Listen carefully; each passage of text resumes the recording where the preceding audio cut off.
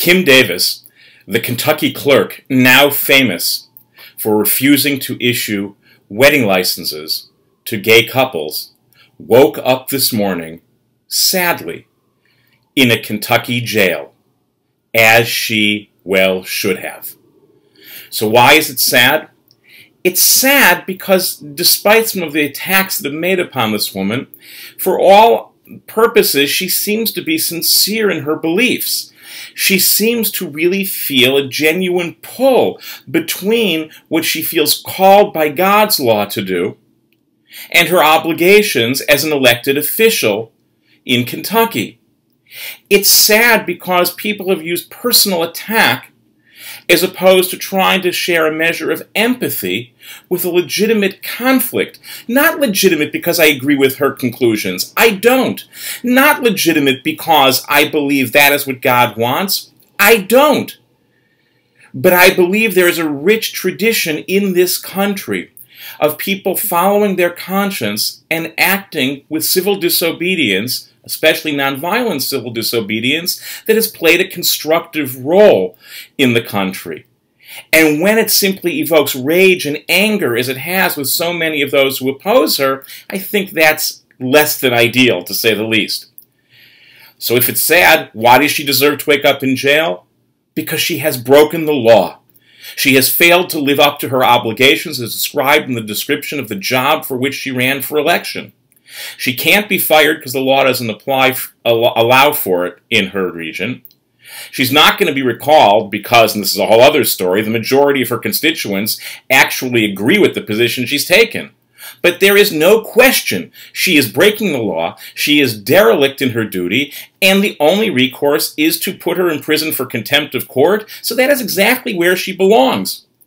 Most importantly, though, contrary to some are saying that this is an attack on religious liberty, that this is the end of religious liberty, this is in fact the beginning of religious liberty. The bedrock upon which religious freedom rests is the fact that we have laws which protect the religious and personal views of all people, whether any of us agree with them or not, whether one group's interpretation of God's laws says that's true or not. So in fact, the fact that Ms. Davis is not being allowed not only to violate the law, but not being allowed to impose her religious views on others outside the law is what guarantees the religious freedom not only of those that she's attacking or withholding due process from, but ultimately her own religious freedom as well. If a time comes when her beliefs are voted out, and not just on marriage, she will be protected, and people will have to give her and those like her full access to the law. So in fact, while a quick read of the situation in Kentucky may say this is a challenge to religious freedom, it is in fact just the opposite. It is the beginning of religious freedom. And along with that religious freedom, I hope we can find solutions, practical responses that allow people to be as fully served by their local, state, and federal government as they deserve to be, and give others maximum freedom to pursue their understanding of God's law as they would like to.